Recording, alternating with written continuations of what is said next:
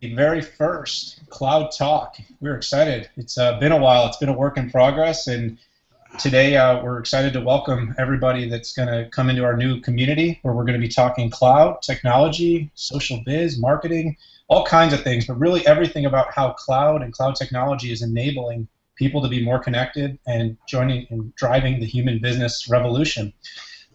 Before we jump in to this first chat, I want to take just a quick second to thank a couple of our partners, the team at IBM and IBM Mid-Market, along with our friends at Avnet, who have kind of helped us to make this talk possible. So today, Brian Fanzo, my partner in crime, and myself, Dan Newman, are going to kick off this very first chat, and we're excited because not only do we have Brad Hunstable, who's the CEO of USTREAM, a pioneering technology company based out in San Francisco, San Jose, who's driving video and streaming technology for years. But we also got his team to help us with the power of USTREAM to push this out live in real time. So Brad is going to be our guest today, and welcome to the show, Brad. Hey Dan, thanks for having me. Really an honor. Appreciate it. All right, yeah, this is I think it's kind of neat. We're talking about this. It's a Twitter chat, a Google Plus Hangout, a live stream to USTREAM, and really the format and what we're kind of building is really what we're calling this media hub, where we're able to actually take this interview and turn it into a podcast and kind of transform and utilize that cloud technology to do above and beyond just a standard 1 hour chat. So I think USTREAM is like the perfect guest for the first one, as you guys kind of leading the edge, not only in video broadcasting, but kind of how you've scaled. So before we get into that, just from a background, give us a little bit about you, tell us a little bit about USTREAM, and we'll jump into some of these questions. Sure. And again, thanks, Brian, as well for having me. So, my name is Brad Hunstable. I'm one of the founders and the CEO of USTREAM, which today is one of the largest video platforms in the world. And, we really had the vision to help, businesses and media companies and enterprises connect with their customers or potentially even connect with their employees through the power of what I would argue is, the most powerful medium on the internet, which is video, which is our bread and butter. There is something very special about do what we're doing today. The connection, Dan, you and I are thousands of miles apart, and Brian, but I feel like I'm almost sitting right next to you. And video does that. And I tell people, the Ice Bucket Challenge was successful. Because it was one reason was very clever, but the other reason is because they were using video. It probably wouldn't have been as successful as it was with just some tweets. And we've been doing video for a very long time. We're pioneers in the space. We've got a world-class team behind us that have built our technology, and we've been doing this for 7 years, based in San Francisco. Right here in the heart of Silicon Valley. You can almost throw a stone at Google and LinkedIn and Yelp and Twitter. We're right there in the middle of it, which for us is really exciting. And we have a big vision. We're a global company with a global vision, and we want to bring the power of video to all sorts of businesses and media companies around the world, so they can feel this same connection that we feel here today. So Brad, you and I had a chance to talk Born on Tech series, and just before we jump into those next questions, because I know Brian, you've got some good ones lined up. Throw a couple of those stats out there about just how much video USTREAM is doing, because when you told me some of these numbers, it was absolutely, they say that mind blown thing, right? Yeah. But how much video is USTREAM actually managing, producing, and putting out into the market these days? Well, on a monthly basis, we've evolved as a company to include our enterprise as part of who we sell to. On a monthly basis, we still touch around 70 million people all around the world through some device, whether that be in the early days it was just your laptop. Increasingly it's on your mobile phone or almost predominantly now on your mobile phone, and including your television as well. We just crossed this past summer our 2 billionth hour of content viewed on USTREAM. And to give you a sense of how big that is, if you look at all of enterprise, all of business, the entire industry of live video within enterprise, on a yearly basis, they do about 1 billion viewer hours. And so this is a very large market. And if you look at some of what's interesting about video and the growth of video, when you look at some of the Cisco data, because they've got a really good sort of viewpoint of everything that is happening across the internet. By 2017, they're projecting that somewhere around 55 to 65% of all the internet's traffic will be video. And so I can make a case that pretty soon the internet will be video, not the other way around. And we're seeing that with some of our broadcasts. And Dan, I'll give you an example. This is probably the one you're thinking about. We did the Sony PlayStation 4 launch not too long ago. When Sony came, they wanted to do an event at a product launch around it. And for a corporate product launch, they had over 8 million people tune in to watch this broadcast live. And to give you a sense of how big that is, that's almost the size of a primetime TV audience. It was 2% of the internet's traffic during that 2-hour block. And so, you know, some of these broadcasts, whether they're live or whether they're video on demand across not just companies like USTREAM, but others, are reaching sizes and scale that are just almost you know, mind blowing to use your phrase. Absolutely. No, yeah, and actually that's kind of interesting. I do a lot of Hangouts. I would say almost average. You know, I do Hangouts, I do Skypes, I do lots of, you know, the video side. I always say it's like, you know, looking in the digital eyeballs, right? So you're talking about, you know, people are working from home now. The numbers are drastically growing, and not only being able to broadcast live, but stream live, interact live. I mean, Arizona, Chicago, and San Francisco, and we're having a conversation here.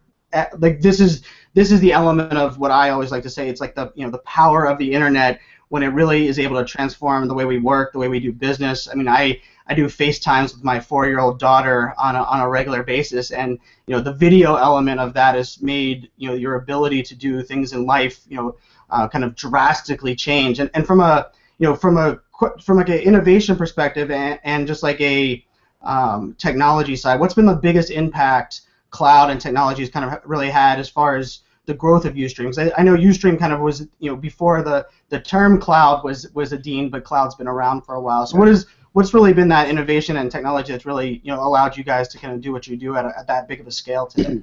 And for all of our guests out there, we'd love to hear from you too. Like, what, you know, new technology do you think has the biggest impact on video broadcasting? But Brad, why don't you, from a USTREAM perspective, give us yours? Yeah, you know, it's really hard to pick one. I mean, there are factors that have happened within the video ecosystem that we've benefited from.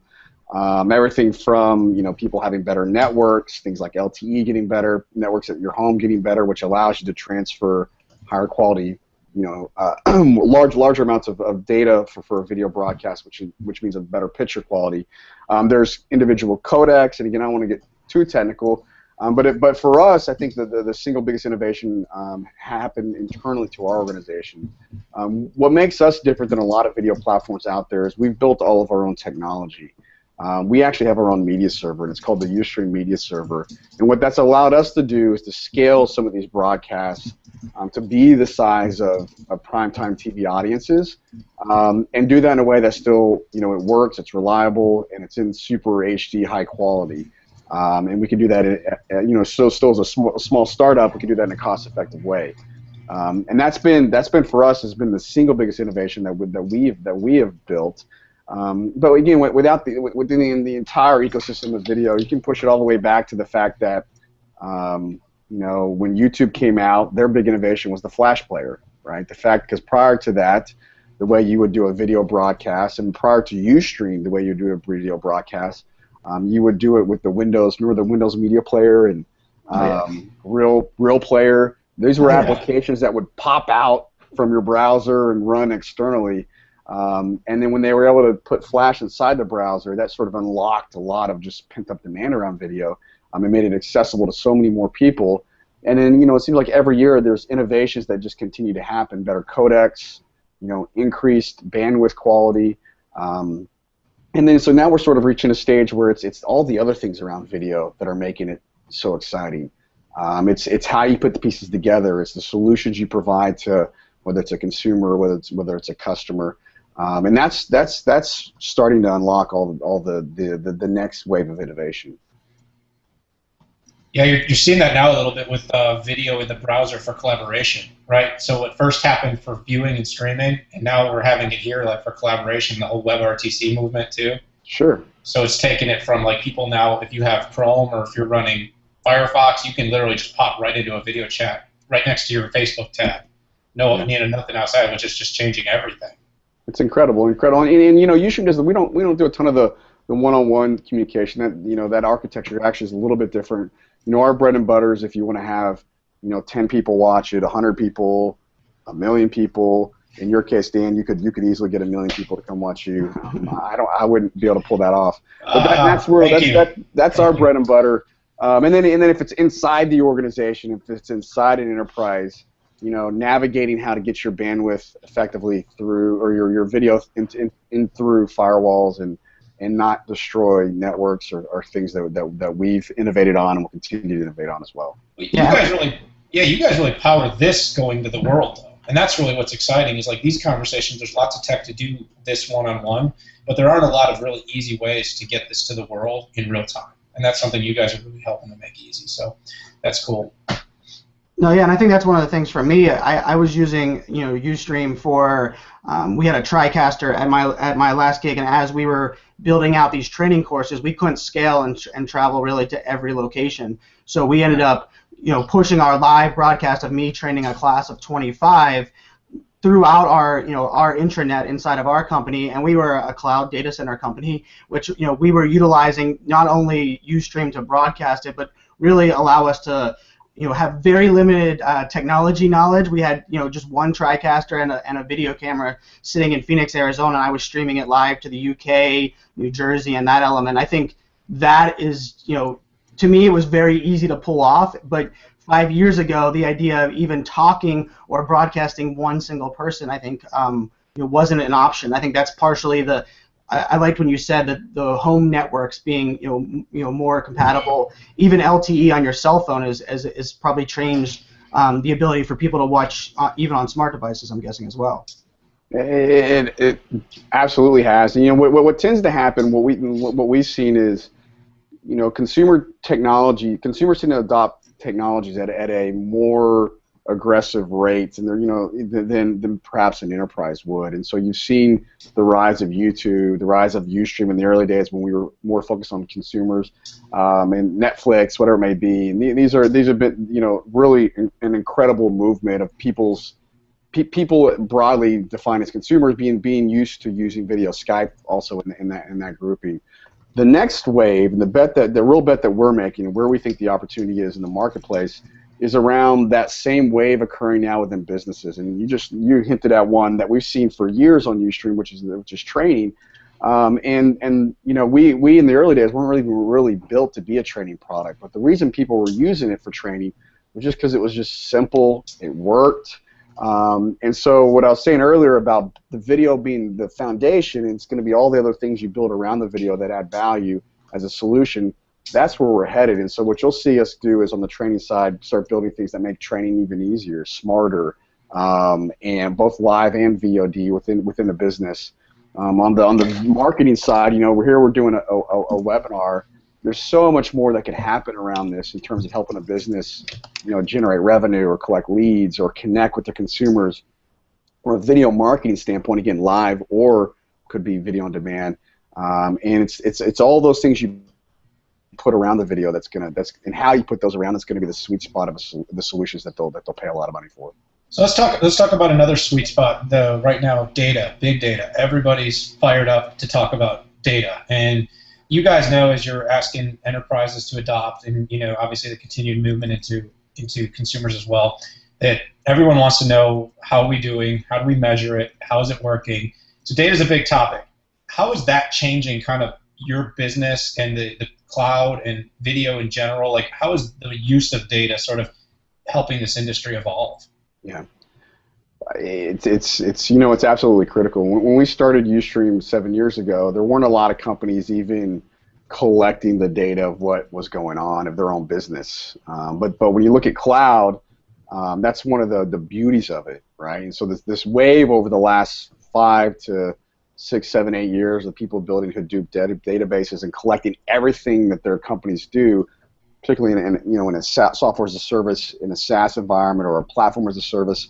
You see everything. You see all your customers, and that's drastically different from the days of when you would send out a piece of software on premise, and you would need either you would have no visibility of what was happening and how your product was being utilized, or the user had to check a little box that says you could send the data off and send it back to the user, or send it back to the originating company. But with the cloud, you see everything that's going on. So from a business and being in a business, be able to make smart decisions, it's a tremendous multiplier because you see what's working, what's not working, and you're just constantly collecting all the data. I think from a customer's perspective, the same thing applies if you're doing it correctly, because ideally you want to expose that same information to your customers. And then what's interesting is if you get really good at it, and these are things that we'll be doing, you start linking it to other data sources so that they can start getting real insights. Use the training one as an example. Why can't you look at their Salesforce data and compare that to training needs? And so you're taking different data sources and you're combining them and providing even enhanced insights to your customers as well. So it's absolutely core and just one of the fundamental benefits of a cloud capability. Have you seen data like your customers? Has it impacted the buying cycle a lot, and then after the sale adoption? During the buying cycle, it's always asked. I mean, we're at a point now where customers are it's almost like a requirement. So you have to have a certain threshold of information and data, and they ask a lot of questions around the control and who owns the data, which during the buying cycle, and then afterwards, what you see is customers using it to make better decisions. In our case, we've got a really cool product where take this live broadcast, you can see everything what's actually not just after the event, but you can see what's happening in real time. How many people are watching on an Android device? How many people are watching on iOS? What country? What zip code? Are they watching it on Facebook? Are people sharing this on Twitter? When you start getting data patterns from a marketer standpoint of where your audience is taking place, where your virality is happening, so that you can make better decisions about how you promote it in advance or promote it afterwards. And so it's certainly happening in both of those locations. Yeah, I think that's the funny thing. Like I like to say, I love the A/B testing element of social media as a whole, because you can always blitz and figure out what works. And I think video is now in that realm where not only do I have all the data in front of me, we talk about in social selling or in social in general, the consumer is now empowered. They have all of the power, but really they're giving us all of the data we always wished we had. Like just the element of knowing if someone is on a majority of my audience is on an iPhone or is on an Android. As a iPhone user, as a big fan of iPhone, if it's an Android community that's watching my videos that I'm streaming, or broadcasting, I'm not going to mention my iPhone as much. Like things like that, where we wouldn't have thought about how we can use data to even tweak and become better broadcasters. I think that's really where technology now is linking up with data and making sense. Yeah, and all the way down to how old is the audience watching you? Are they male? Are they female? All the demographic data, and then if you think about it from an enterprise standpoint, I mean, from a marketer standpoint, you certainly would want to know that. But then same thing applies to your employees if you're doing this. Let's say you're doing an internal CEO town hall, and you can see that your office in Florida, you're getting a real low turnout of your CEO town halls that are. Maybe that's data that would be useful to you. Maybe you need to fly down there and actually, do one in person or something. Something like so. So the power platforms, the power of cloud, the power of SaaS is you can provide this to your customer, and some of the insights you assist, and some of the insights, you don't know what will come out of it, but you're providing the data so that they can make those determinations for themselves. Are you starting to see companies? I know we're beating the data horse, but I get really excited about it. Are you starting to see companies like really doing good things with the data, though? Because now from what I'm hearing, you guys are giving them a ton.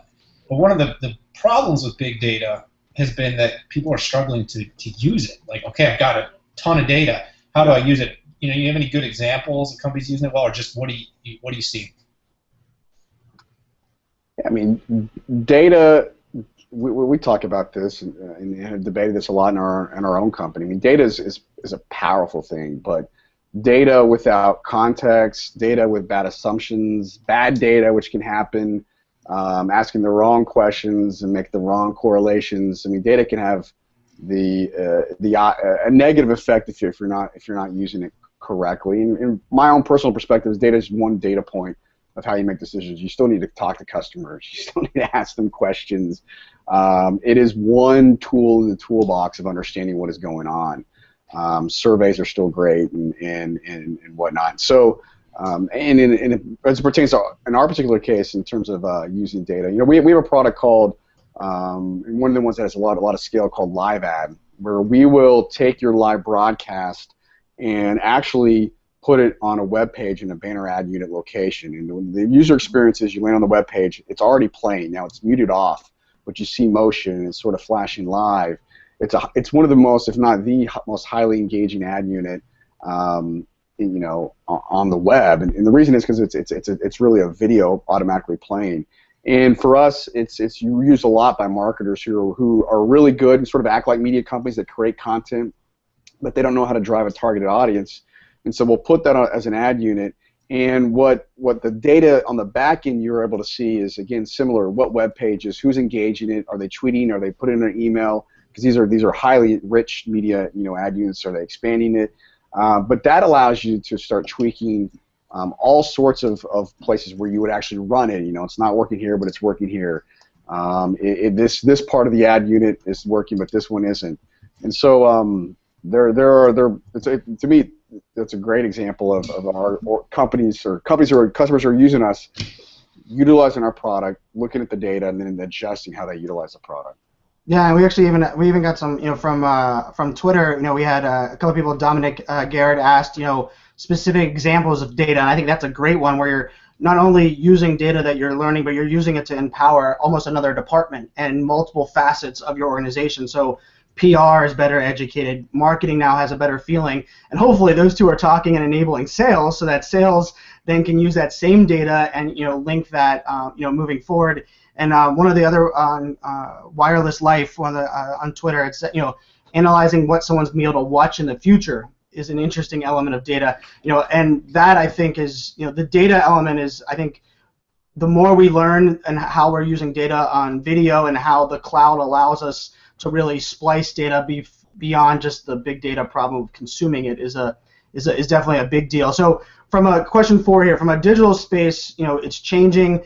Rapid growth. I mean, the video industry is drastically changing. I have 5 drop cam cameras, wireless cameras in my house that are in my daughter's bedrooms that I use to eavesdrop or as my baby cameras. But all of that scale, how do you take scale into effect when we're talking about an ever-changing landscape of cloud and the digital space?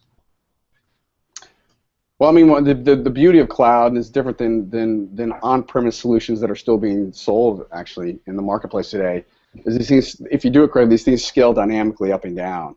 And for us, there's different types of scale. There's scale in terms of the number of videos that can be uploaded at a certain moment, the number of broadcasts you can have at a certain moment. But the bigger factor for us is always typically the amount of viewership that happens. And we've got a technology ecosystem.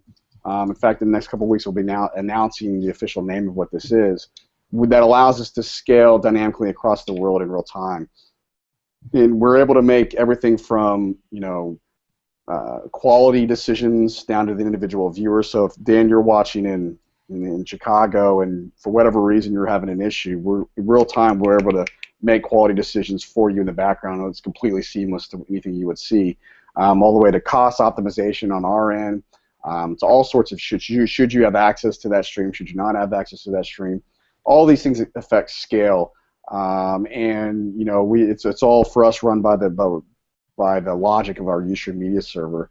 But scale has always been one of the big challenges in video for years. I mean, if you remember, I think it was the Victoria's Secret fashion show or something that was done on one of the first live broadcasts ever that was done on a real player. Completely crash, or even the Apple keynote they had a couple weeks ago, which we did not power. They had some sort of scale issue, and so scale is always one of the big technical challenges with video, and some companies have solved it, some have not. Yeah, I think that's funny. You said the Apple one. I remember. That might have been one of my first USTREAM. Like I remember someone had a hat cam, and they had it mounted to the front of their hat, sitting at the Apple keynote 4 years ago, when Steve Jobs would not allow it to be streamed live through Apple. And I was joking during the iPhone release where we had they had dubbed voiceover, and there had lots of people couldn't actually manage it. I went to 5 different devices to watch it to figure out what was best. I went from an Apple TV to my connected Samsung TV to my iPad to my computer. And afterwards, like as I was explaining that to someone, I was like, I now have that many ways to consume video, and this is streaming video. This wasn't. I didn't even go to my TV, which was like my cable box, which I think is the old way, the old school way of doing it. I think live streaming, broadcasting, giving every person the power to kind of broadcast. I believe social business is turning into the element where we're going to make the employees the superstars, the rock stars of the company, because they're going to be the ones broadcasting, giving keynotes, being the hub of that media center. And broadcasting video is the way to go there. I love not only how you can use the data there, but being able to scale that's impressive. I love that element of using cloud and technology for sure. And I remember those keynotes. Most of them were streamed on USTREAM, and we definitely had several letters and phone calls from Apple letting us know that they didn't appreciate that. But now it's everybody has a phone in their pocket, the satellite truck, and they're pulling out broadcasting everything. The world is changing, and what's appropriate, what's not appropriate is changing so fast. And I'm a big believer in transparency, and so the transparency in terms of your something like an Apple Keynote, or transparency in terms of your employees. In fact, we have a nonprofit we formed about a year ago called USTREAM for Change. And as we started doing more and more enterprise stuff, this idea of promoting transparency, and for us, and getting a little off tangent, but promoting social good, internet freedom, emerging democracies, is something that we've actually said, part of our resources, our time and our energy, we're going to help organizations do that. And we've done that with the Ukrainian protesters. Before we had the official program, we did it during the Arab Spring. And so for us, that concept is something that's fundamental to our company. And it's live video is the most transparent. I mean, we're if I'm getting a little something in my throat, but this is live. I can't edit it out. It's about as transparent as you get. Makes me think of Marco Rubio when he did that response one time to a presidential address, and he had something in his throat the whole time. He was drinking water and he's sweating, and it's like there's nothing he could do. There's nothing that the producers could do because it was live, and it was what he was going to have to deal with. So I want to throw an impromptu question in here, and maybe Brian, you can fire this out to the Twitter sphere. But you mentioned something about that sort of made me think net neutrality real quick. And when you talk about cloud and net neutrality, I mean, video is going to be the one that really takes a hit if this net neutrality thing really goes through, because like you said, the consumers become the media hub. And if they don't have the bandwidth to really successfully do video anymore, it will change how people are using it. So what do you think about net neutrality, and what do you recommend people do that maybe want to help put it to an end? Well, first off, it's a much more complicated issue than people realize. I actually met with FCC Chairman Wheeler, who is sort of the gentleman for the Obama administration who's leading the charge and trying to figure this out. It's a complicated problem. We were one of the signatures to a letter to him, along with Facebook and Twitter and others. I think the voice of the internet community has been very clear that we understand that businesses need to be able to not have the bandwidth of the internet fall on just Comcast, but at the same time, what we will not accept, or we cannot accept, is discrimination amongst bits and bytes, or things that inhibit innovation and growth. Or you think about what would be very scary is we end up in a situation where 5-10 years down the road, companies like USTREAM that was started with my credit cards and no experience or no idea what we're doing, just kind of be able to come out of nowhere. If that innovation stops, I mean, think about how many billion-dollar companies and innovations and world-changing technology could be prevented. So it's a very real issue, but at the same time, it's a very complicated one. And complicated in the sense of, and I don't want to get too technical, but there are things that there's a lot of misperception about what it actually means. And a lot of what Netflix is doing gets perceived incorrectly. People do pay for we pay for priority lanes already. What most of the time people are talking about is that last mile between that ISP and then individual user, and that's where a lot of the disagreement happens. The network architecture, the way the internet fundamentally works, is one of a prioritization, but that last mile is the key piece. And if we end up in a situation where whoever controls that is able to say, hey, consumer, if you want to pay $5 extra, you can have the Comcast version of Ustream that we built ourselves, and it's in really high quality. But if you want to use Ustream, through the regular way, don't pay the $5. But you know what, the quality is going to be a little bit lower. That's going to inhibit innovation. That's going to inhibit our ability to grow as a business, or other companies potentially. And video is the most bandwidth intensive application probably out there, and so they're one of the ones that are at the forefront of it. But having spent time with FCC Chairman Wheeler, he gets both sides of it, and he's in a tough place. I get it, because at the same time you don't want companies bearing the full, like I said, the full brunt of the internet's bandwidth. A couple companies, that's not. I don't think that's fair to them either. And so, we'll see how it all plays out. But you cannot discriminate against bits and bytes, and we have to be really, really smart in how they legislate. We don't want to end up in a situation where the unintended consequence is you destroy innovation. Absolutely, and that's a great answer. And thanks for talking about that. The fact that you've gotten to talk to the chairman of the FCC probably is a little bit more than the average person out there, talking about net neutrality has actually had an opportunity to learn. So that's pretty neat. Let's jump ahead one more question here. We're going to jump on 5 now. Video as a whole, right? It's evolved. We've talked about it. We've talked about the citizen journalists and things like this. And this is sort of where we're at now. But UStream has to be thinking 3, 5, 7 years down the line too. If you had to make some guesses about how video is going to evolve next, what do you think? What's the next application? Holograms, pure video holograms, right? What do you think? No? Yes, Tupac. So we're going to be in a room together, like 3 holograms, having this conversation. Yeah, why not? We're in people's living room. We're in the living room. Actually, it's high fives across the. I just read an article where the founder of WikiLeaks, Julian Assange, did I say his name? Actually called it. The technology to do holograms is actually already here through video, and he came on stage and got interviewed by this guest. Go look it up. This happened in the last week, which is pretty cool. Look, I think it goes back to video when we started UStream, we would go out and try to raise money from investors.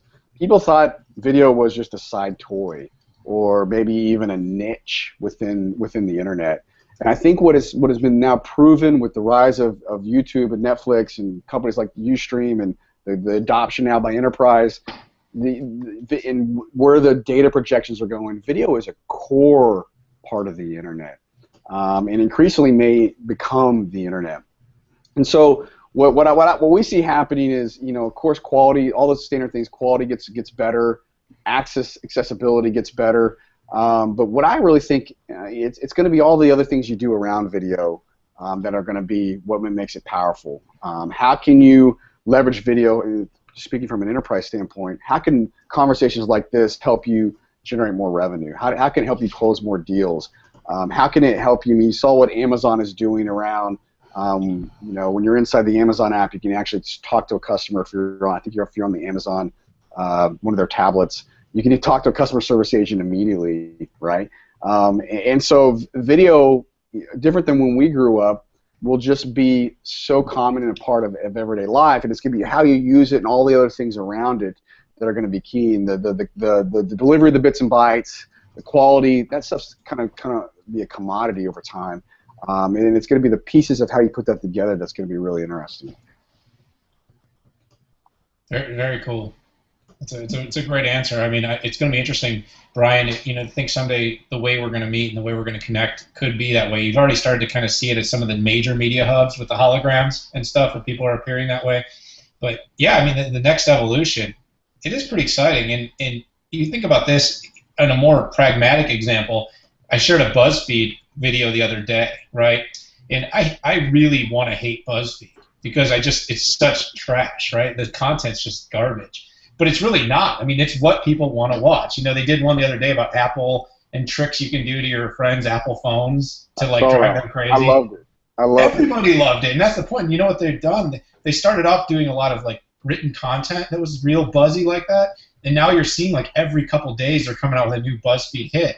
And they're generating probably more traffic than most of the average media channels that we're used to watching in our markets. Video is an emotional medium. And, I watched that BuzzFeed video, and what made it funny to me, the tricks were brilliant, don't get me wrong, and some I will do on somebody, I can assure you.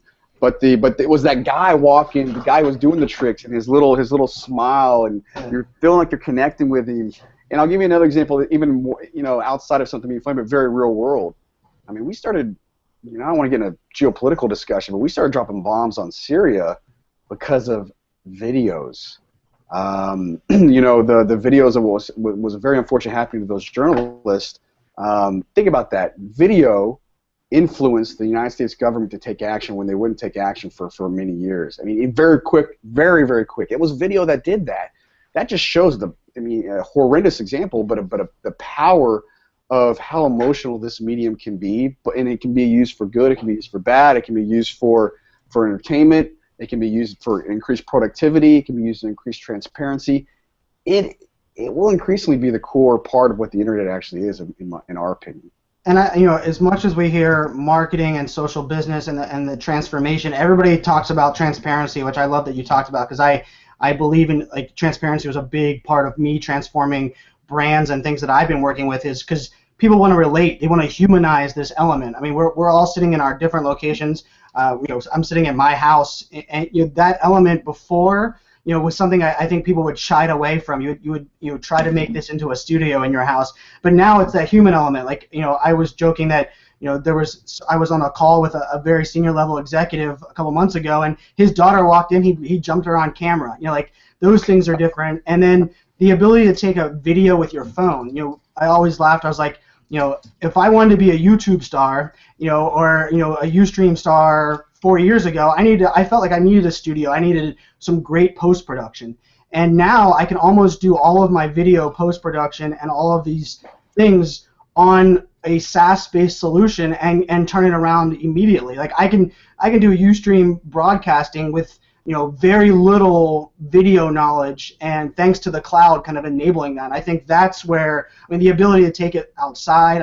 I use video on such a regular basis now, just because it connects me in that human element. I think that's hugely important in everything that's going on across the board. And one of the questions that we had coming up was that from a I think almost everybody knows what USTREAM does from a broadcasting perspective, but I was intrigued to find out some of like the back end things and some of the things that that you guys did from creating your own network, and the ability to kind of not only control the bandwidth, but those elements. What are maybe something that's a surprise that you guys have done at USTREAM using technology or cloud that might surprise the audience that we didn't really think of from like what USTREAM does with that technology? I think one of them that people probably don't realize is happening in the background, and it's happening with USTREAM and basically every video platform that's out there. What tends to happen is users will upload one size of a format of a file, right? And what a video service has to do in the background is you got to do what's called transcoding. So you have to have a lot of different sizes of that file because everyone's bandwidth is different. If you're watching something on a mobile phone, you don't want to send a 1080p, big screen TV type video image to your phone because it won't work, right? It won't look good. It'll be choppy or whatever. And so there's all this stuff in the background, and both for video on demand, when you upload a file, you're transcoding these, and with live, it's even different because you can send us one big feed, and then we have to do that same thing in real time, and not have the delay be any different. And the way we do that is we actually do that in the cloud. And so we have software and capabilities that allow us to transcode these things and scale up and scale down. So if we have a sudden surge of broadcasters, we have to transcode all these things in real time. It's dynamically exploding. But the transcoding is very, very hardware intensive, applications. To do this in real time, live, without any delay, is not a trivial task. And people, it's seamless. You wouldn't even know we're doing it in the background. But what you may see in the background, if you look at like our network charts, we're suddenly exploding into our infrastructure. Then we're jumping over into Amazon's infrastructure, and it's exploding. Then we're jumping in the soft layer, and software is exploding, and then it slows down, then it's shrinking. These things are like a living, almost like a living organism, and decisions are being made by algorithms and computers that we wrote it. Don't get me wrong, but it's just happening. It's just like, and it's so dynamic and fluid, and you would be surprised at what is happening in the background around this. And again, that's the beauty of the cloud versus an on-premise solution where you had to go buy another server, hook it up, and install the software, install the operating system.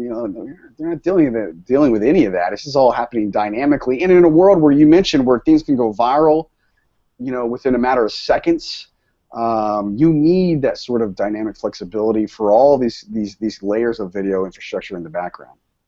And I think that's important, especially from the enterprise side. I worked for a data center company for a little over 2 years, and we were migrating from an on-prem data center where they had modules where you could take it on your location, and then we were also connecting that via the cloud, because it used to be that an enterprise needed to have their data center in close proximity to where the majority of their audience was, so that the latency wasn't a problem. And now with that latency ability to be able to take loads and shift them across when needed, I think that's not only transforming how people are using the cloud, but even how you're building applications, how you're using website design. I mean, I think all of these things where before we had to factor in all these load speeds based on where the audience lived, that's kind of changing. And from a UStream perspective, I guess from the global audience, how do you guys handle, and this is a little off this thing, but how do you handle areas that are broadcasting, let's say from Syria, where there's a much lower bandwidth? Is that technology able to kind of adapt to that and kind of either buffer or stream that for these remote audiences beyond the US, the UK, Australia that have the higher bandwidth and networks? We absolutely. So we have to be able to adjust to changing bandwidth conditions, not only just ones that would be systematic, like maybe a Syria, but also ones that are changing. If you're on your phone, you can be driving around the United States and you're in a constant state of changing bandwidth conditions. And so we have technology both from a broadcasting standpoint and from a viewing standpoint that's dynamically adjusting for you and adjusting quality to adjust decisions on your behalf. Some of it you may see. Some of it you may not be able to see happening, and then but the good news is it is changing. You go to Asia, and we have an office in Tokyo and in Korea.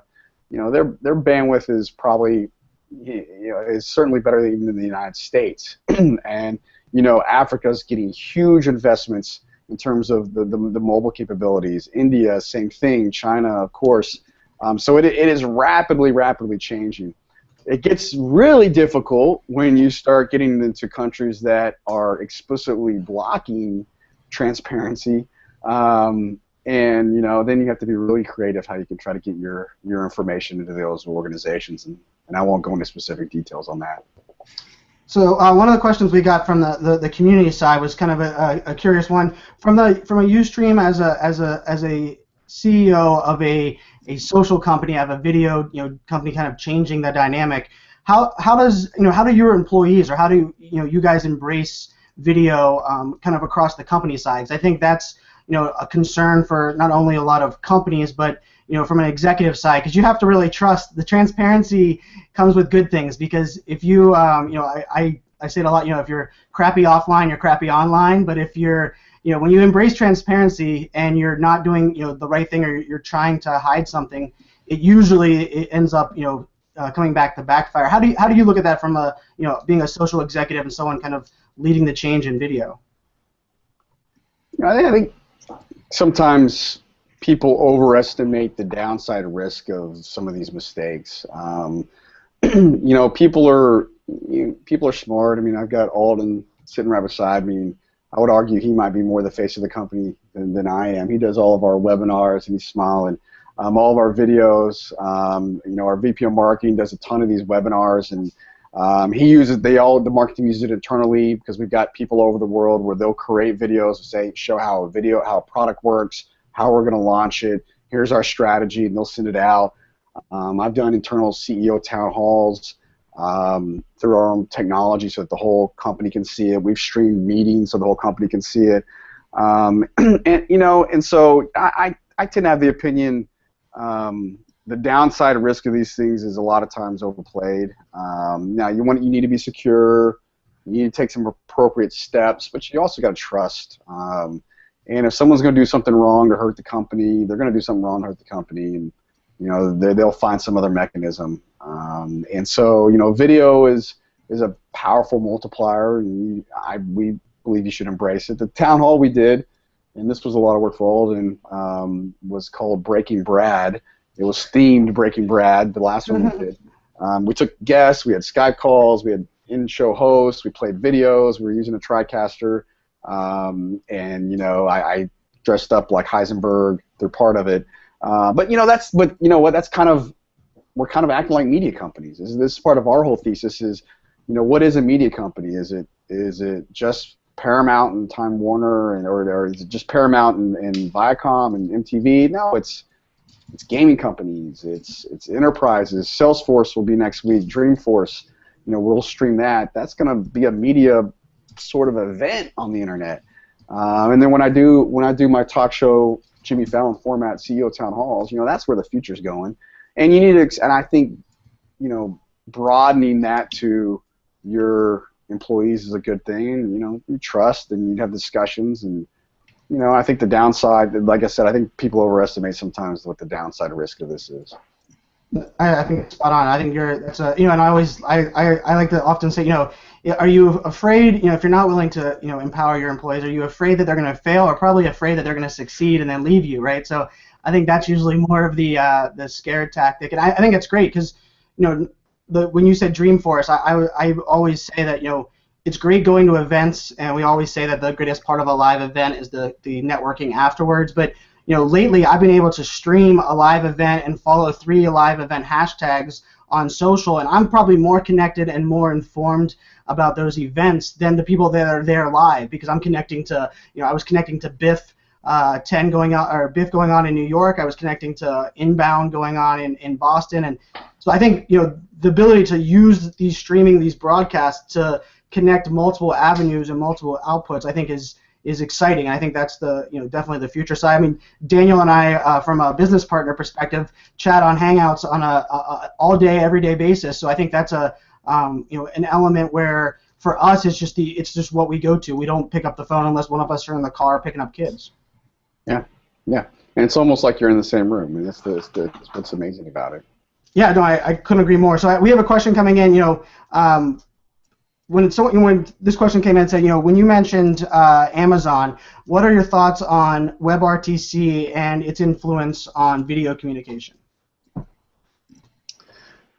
Well, all these protocols and codecs, they've evolved they've been evolving for the last 10 years and they'll continue to evolve. I mean, and the more we can make these a part of the core applications, a part of the core internet, and expose them so that you get more video, you get more simplicity, you don't have to install things.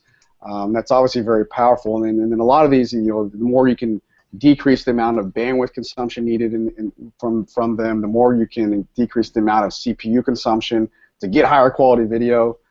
I mean, they're big multipliers for the spreading of these technologies.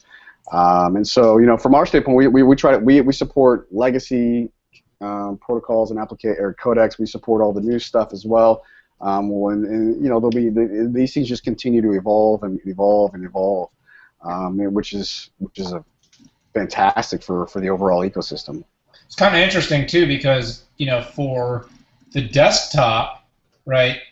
WebRTC is super important because we sort of live in our browser and all our applications are going on in our browser, right? But then when it comes to mobile, we totally are looking for the app. So when it comes to doing real-time collaboration on our mobile, we'll actually do it off the web. We'll do it in an application, right? So it's kind of interesting. It's almost WebRTC is kind of being built to really get people back on their desktops to some extent because otherwise we really live in an app world. I read a study that I think 53% of our time on mobile devices is on apps. We're not actually browsing the internet that much. So yeah, sort of interesting. My personal opinion on all of that as well is these things sort of go in cycles.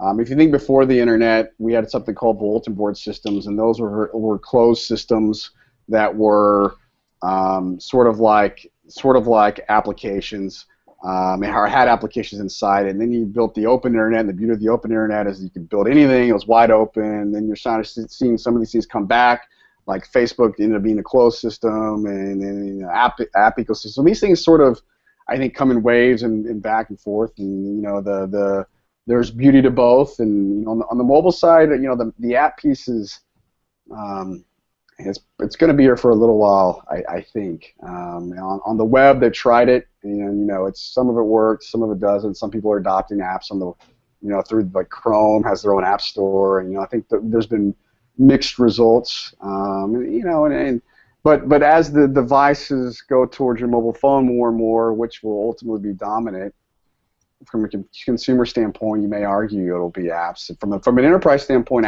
you have to have. Everybody still has a laptop in their office, right? And I don't think that's going away anytime soon. Yeah, it still helps, I think, getting things done quickly. I got to do a shout out real quick to our friend Jacob Curtis. Since we're going to have a little fun with our last question for you, Brad, he segued it. He said, he kind of said, yeah, USTREAM, you guys are doing great stuff, and YouTube, you're doing great stuff, but it's the adult film industry that really drove video proliferation online. And I think, as much as that's kind of a joke, I think sadly with the amount of activity that takes place on the internet, there is a little bit of truth inside that humor, huh?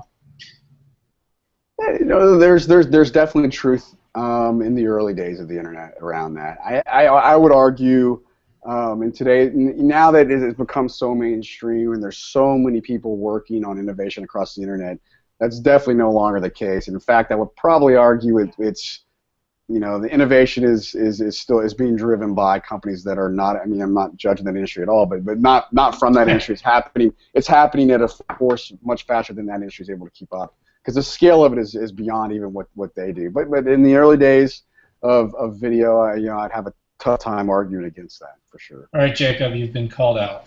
No, I think that's actually a really interesting point, because I worked for the Department of Defense for a long while, and I always like to say that it took a long time for us to get anything implemented. And in the mid, I'd say 2006 to 2010, we were really just then getting implemented. The go-to meeting videos, but it was the enterprises and these large, I'd say these media, it's your almost be your own director type companies that started to really push the envelope, where I'd had a senior executive say, like, hey, if I can video Skype from Iraq with my kids, how could I not video communicate with my employees in the same building? And I think that element of is really transforming it. And we have about 7 minutes left, and the last question I have is one that I think we're going to ask. The goal here is we're going to ask this to everyone, mainly because I've had a very entertaining experience. I did a lot of man on the street type video interviewing for a while, and my favorite question was at technology events. I was at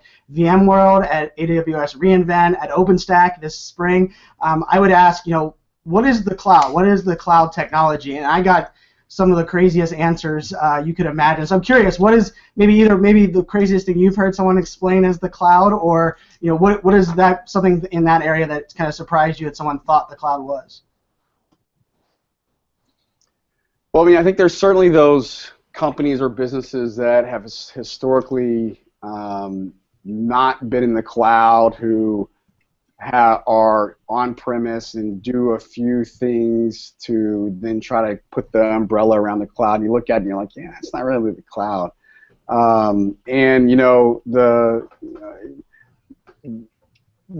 think probably the craziest things comes from people who are just more mainstream, and the term the cloud, they don't understand. It embraces every part of their lives at this point, and they don't even know it.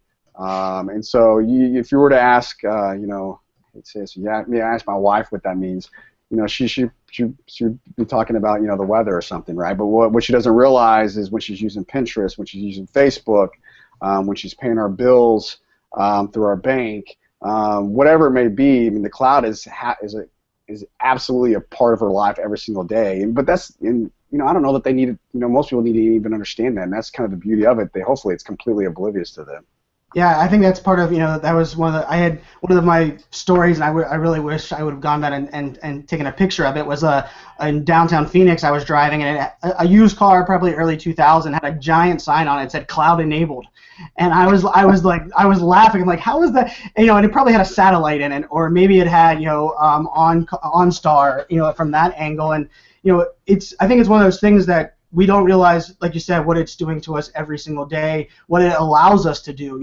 If it's communication, if it's collaboration, even I was at a cloud-focused event, and I asked, where does the cloud live? And he's like, in the ether. It lives in the ether.